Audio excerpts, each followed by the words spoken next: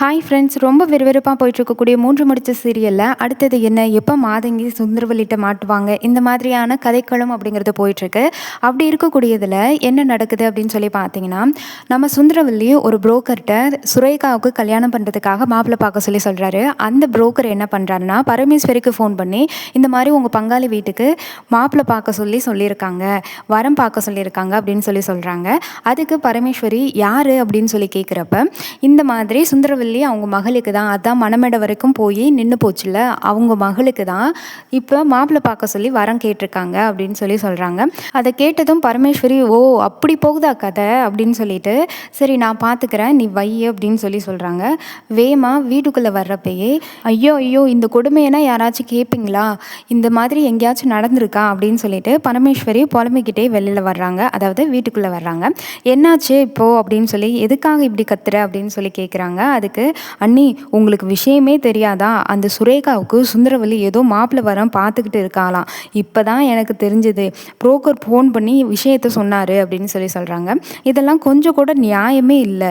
நம்ம பையன் ரஞ்சித்து சுரேகா கழுத்தில் தாலி கட்டுற அளவுக்கு மணமேடை வரைக்கும் போனவன், இப்போது அவன் ஜெயிலில் இருக்கான். ஆனால் அந்த சுந்தரவல்லி தான் பொண்ணுக்கு மட்டும் கல்யாணம் பண்ணி பேரன் பேத்தி சந்தோஷமான வாழ்க்கையை என்ஜாய் பண்ணலான்னு சொல்லிட்டு அவள் பாட்டுக்கு அவள் பொண்ணு சுரேகாவுக்கு மாப்பிள்ளை வரம் பார்த்துட்டு இருக்கா அப்படின்னு சொல்லி பரமேஸ்வரி அந்த விஷயத்தை எல்லாத்தையும் சொல்கிறாங்க. இதை கேட்டதும் அங்கே இருந்த ஜோதிக்கு ரொம்ப அதிர்ச்சி ஆகுது. பரமேஸ்வரி நீ என்ன சொல்கிற, இது உண்மைதானா அப்படின்னு சொல்லி கேட்குறாங்க. இதெல்லாம் கொஞ்சம் கூட சரியே இல்லை. என் பையன் என்னன்னா ஜெயிலில் இருக்கிறான், அந்த சுரேகாவுக்கு இப்போ கல்யாணம் தான் ஒரு கேடா, கல்யாணம் பண்ணால் என் பையனை தான் அவன் கழுத்தில் தாலி கட்ட சொல்லுவேன் அப்படின்னு சொல்லிட்டு ஜோதி ரொம்பவும் சத்தம் போட்டுட்டு இருக்காங்க.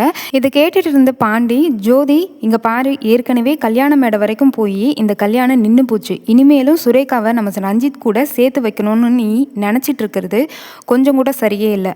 அந்த மாதிரி சேர்த்து வைக்கணும் அப்படின்னு சொல்லி தயவு செஞ்சு நினச்சி கூட பார்க்க வேண்டாம் அப்படின்னு சொல்கிறாரு.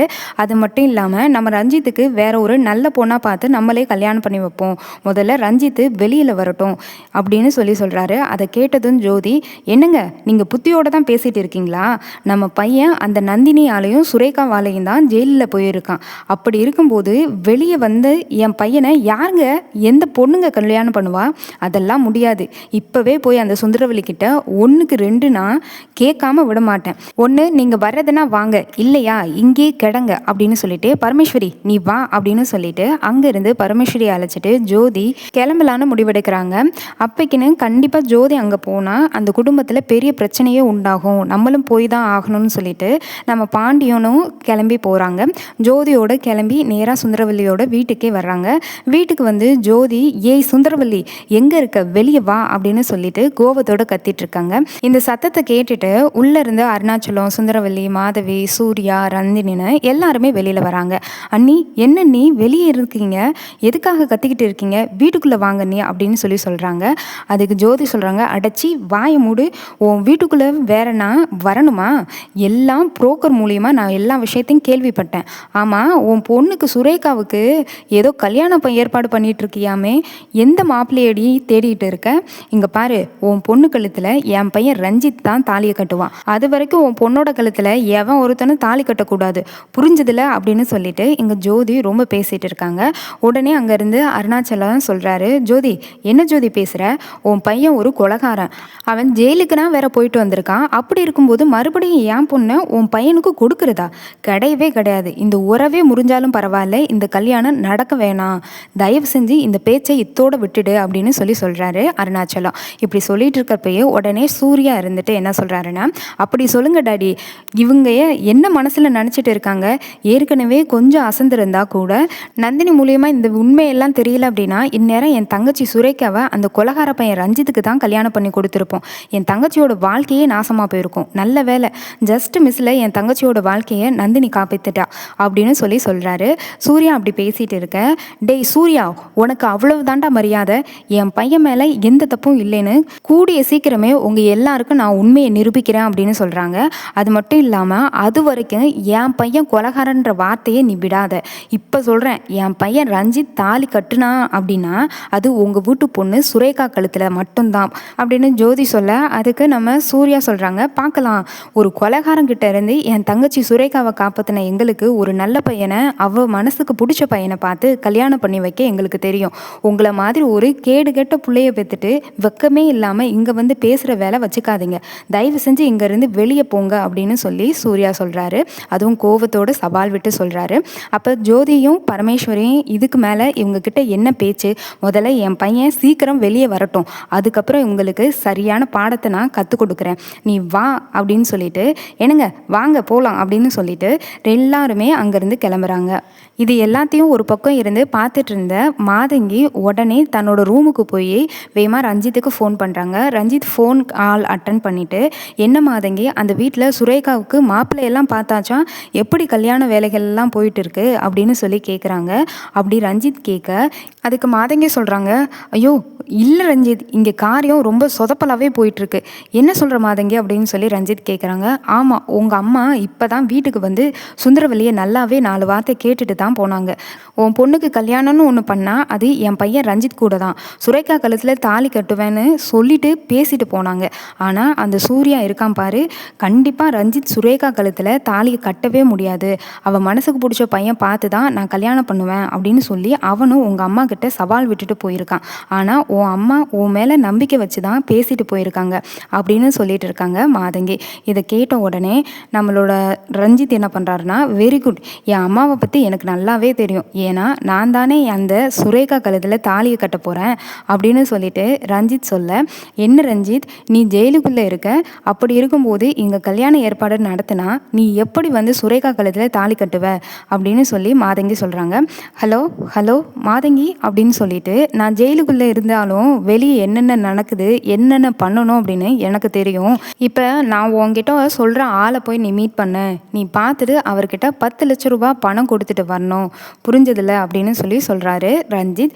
அதை சொன்ன உடனே, என்ன ரஞ்சித் சொல்கிற, 10 லட்சமா, யாருக்கு சொல்கிற அப்படின்னு சொல்லி கேட்குறாங்க மாதங்கி. அப்போ ரஞ்சித் சொல்கிறாரு, உங்கள் ஆஃபீஸில் இப்போ லேட்டஸ்ட்டாக ஒருத்தன் சுந்தரவல்லி வீட்டில் இன்டர்வியூ பண்ணி இருக்காங்கல்ல, அதில் இளந்திரையன்னு ஒருத்தன் செலக்ட் ஆனான்ல. ஆமாம் ரஞ்சித், அவன் என்ன அப்படின்னு சொல்லி கேட்குறாங்க. அவங்கிட்ட தான் போய் 10 லட்சம் ரூபாய் பணத்தை கொடுக்கணும் அப்படின்னு சொல்லி சொல்கிறாங்க. எதுக்காக அவங்கிட்ட போய் கொடுக்கணும்னு சொல்லி மாதங்கி கேட்க, நான் வச்சிருக்கக்கூடிய டார்கெட்டே அவன் மூலமாக தான் இருக்குது, அவன் மூலமாக தான் நான் காரியத்தையே நிறைவேற்றிக்க போகிறேன். ரஞ்சித், நீ என்ன சொல்கிற அப்படின்னு சொல்லி சொல்கிறாங்க மாதங்கி.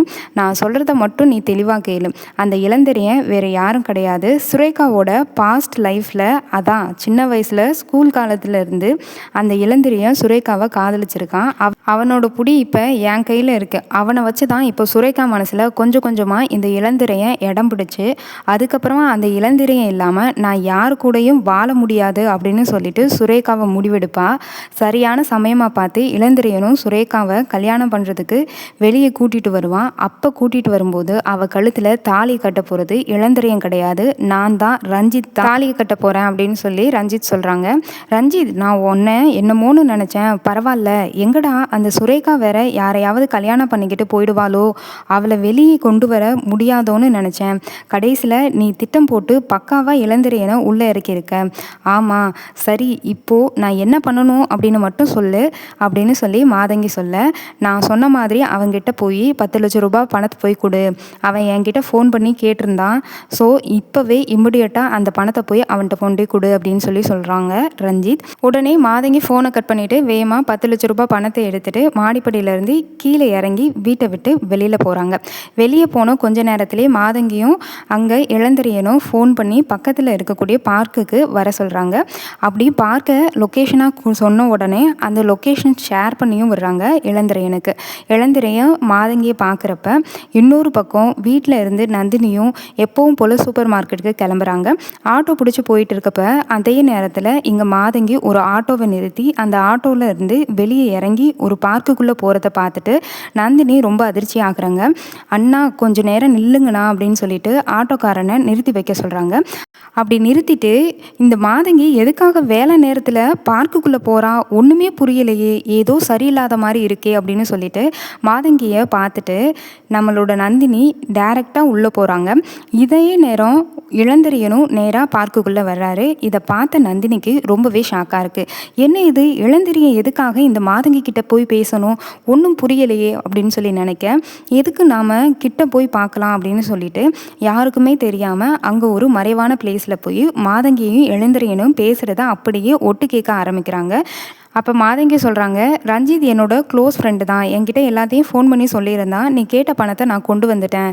எப்படியோ நாங்கள் பிளான் பண்ண மாதிரி அந்த சுரேகாவை சரியான நேரமாக பார்த்து ரஞ்சித் சொல்கிற டைமுக்கு நீ சுரேகாவை கல்யாணம் பண்ணுற மாதிரி கூட்டிகிட்டு வந்துடணும், புரிஞ்சதில்ல அப்படின்னு சொல்லி சொல்கிறாங்க. கூடிய சீக்கிரம் அந்த சுரேகாவோட மனசுக்குள்ளே நுழையிற வழியை பார்க்குறேன் அப்படின்னு சொல்லி இளந்திரையன் சொல்கிறாரு. அது மட்டும் இல்லாமல் சரியான நேரம் பார்த்து நான் கோவிலுக்கும் போகும்போது அந்த சுரேகா பாதி என் வலையில் விழுந்த மாதிரி தான் நான் நாடகத்தை நடத்தியிருக்கேன். கூடிய சீக்கிரமே சுரேகா என் கைப்பிடிக்கு வந்து மாட்டிப்பா. சூப்பர் இளந்திரையன் அப்படின்னு சொல்லி மாதங்கி சொல்கிறாங்க. அந்த சுரேகா கல்யாணம்னு ஒன்று பண்ணால் அது இளந்திரையனை தான் நான் பண்ணுவேன் அப்படின்னு அந்த சுந்தரவல்லி கிட்ட பிரச்சனை பண்ணணும், வீட்டை விட்டு வெளியே வரணும், புரிஞ்சதில்ல, இந்த 10 லட்சத்தையும் நீ வச்சுக்கோ, ரஞ்சித் கொடுத்தான் அப்படின்னு சொல்லி சொல்கிறாங்க. அப்படி சொல்லிட்டு கையில் வச்சுருந்த அந்த பணத்தை எடுத்து அப்படியே இளந்திரையன் கிட்ட கொடுக்க, ரொம்ப தேங்க்ஸ் மேடம் அப்படின்னு சொல்லி இளந்திரையன் சொல்கிறாங்க. என்னோடய ஃபேமிலி இந்த அளவுக்கு இருக்குன்னா அதுக்கு முக்கியமான காரணமே அந்த சுரேகா தான். அன்னைக்கு ஸ்கூலில் அவளால் தான் நான் அவமானப்பட்டேன். இன்னைக்கு அதை பழி வாங்குறதுக்காக தான் அவளை நான் காதலிக்கிற மாதிரி நடிச்சிட்டு இருக்கேன். நீங்கள் சொன்ன மாதிரி சீக்கிரமாக அவளை காதலித்து வெளியே கொண்டு வருவேன் அப்படின்னு சொல்லிட்டு இங்கே இளந்திரையன் மாதங்கி கிட்ட பேசிகிட்டு இருக்காங்க. இது எல்லாத்தையுமே தூரமாக மறைஞ்சு நிற்கக்கூடிய நந்தினி கேட்டுட்டு இருக்காங்க. நந்தினி அப்படியே அதிர்ச்சி ஆகுறாங்க. அட பாவிங்களா, உன்னை நான் எவ்வளோ நம்பினேன், நல்லவன்ல நினச்சேன், கடைசியில் இப்படி இந்த மாதங்கி கூட சேர்ந்துக்கிட்டு, அப்போது இந்த மாதங்கியும் ரஞ்சித்தோட ஆள் தான் போல, எப்படியாச்சும் நம்ம சுரேகாமாவே இவங்க யார்கிட்டையும் பேச விடாமல் அவங்கள எப்படியாச்சும் காப்பாற்றி ஆகணும் அப்படின்னு சொல்லி சொல்கிறாங்க. இந்த மாதிரி தான் எபிசோட் போகுது. இந்த கதை உங்களுக்கு பிடிச்சிருந்தா மறக்காமல் லைக் பண்ணுங்கள். ரெகுலர் இன்ஃபர்மேஷனுக்கு சேனலை சப்ஸ்கிரைப் பண்ணிக்கோங்க. தேங்க்யூ.